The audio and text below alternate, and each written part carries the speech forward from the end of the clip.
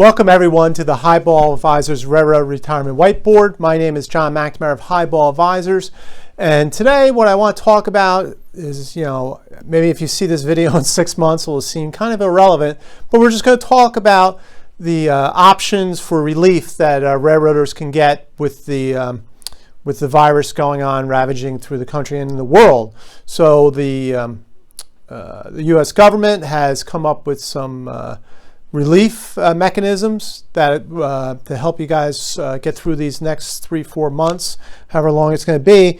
So I thought a lot of them are geared towards businesses and small businesses, but I thought as individuals, as railroaders and railroad retirees, I'd just talk about the ones that are going to affect you. So let's get started over here. The first few will be about cash flow, right? We want to manage our cash. Probably some of you might be getting laid off or just, just watching our money. So the government's going to do direct checks to all taxpayers who meet certain income requirements, right? So adjusted gross income, if you're single, $75,000 and below, okay, there will be a $1,200 check coming to you probably in the next few weeks, 3 weeks. Married filing jointly up to $150,000. That would be $2,400, and then each child in that family, if you're married and have a child, would be an additional $500 for children under 17. Important to note, if you have college students that are home that are on your, on your dime, you're not going to get a $500 tax deduction there. So just to let you know about that. So it's under 17, okay? So that's direct cash payment from the government to you, and they're with the thought of, okay, this will help hold you over as we all stay at home, sheltering in place. So the other one here is disruptions in employment. So they added to with the where is it here? With the Families First Coronavirus Response Act, if you have fewer than 500 employees, you can have 10 days of sick leave with either paid or partial paid. And they actually extended it to 50 days, up to 50 days of partially paid family leave for workers caring for children and daycare closures, right? And that's, if you have a child, you're probably home taking care of them for the most part. So there's that extension to them. And then also for those who unfortunately are unemployed, you can get your regular state benefits from your state, your weekly state benefits, but they'll top up each week an additional $600 a week in benefits, and that will go to the end of June. So you have these two here as far as cash payments, the $600 in here, if you're unemployed. Also going back to the direct checks, it's 2018, 2019 taxes had to be filed. And just a little note, if you had a good year 2019, it's going to bump you above here. Wait until the checks come and go off your 2018. So just a little note there. So let's continue on here. Student loans. I thought as somebody who with daughters who pay student loans, this I thought was interesting for some of you railroaders still paying off student loans. You get a 60-day waiver on the federal loans, and actually a pause on the federal loans all the way out to September 30th. Okay, so that's a good deal. You don't have to make those monthly payments for the student loans out to November 30th. And also parents, not only some of you parents have taken out loans to pay for your children to go to college. If they're federally, if they're federal loans, I think the Parent Plus loan, you can go all the way out to September 30th. So that will be good to once again, conserve some cash.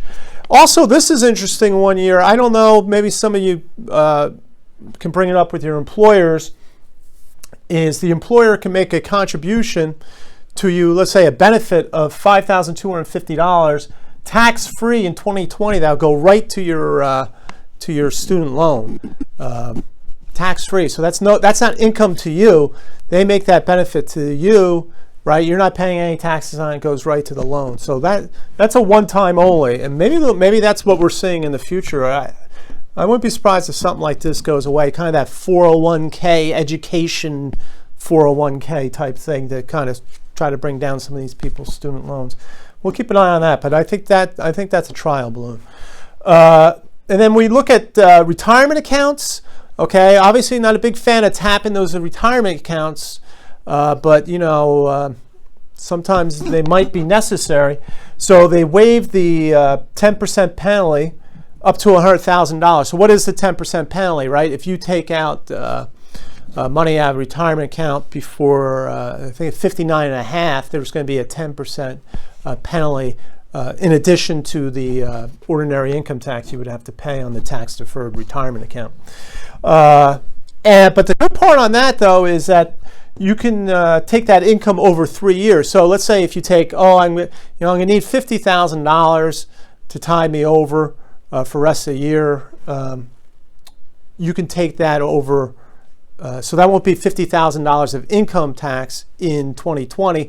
You can split it up, 3 ways. You can do $20,000 this year, $20,000 in 21, and $10,000 in 22, something along that line. So 3 years. So that's interesting. Once again, if you need it, okay, that's also there. And then also on your 401ks, the loans increase up to $100,000 from $50,000 up to $100,000.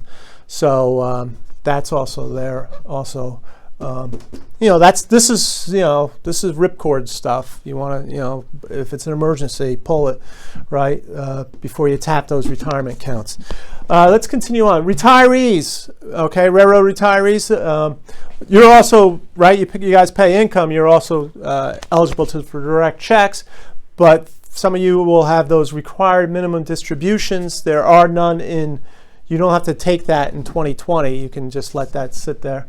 And if you actually took it before this came out, you could do a rollover back. You have 60 days to roll it back into your IRA. So that's something to do there.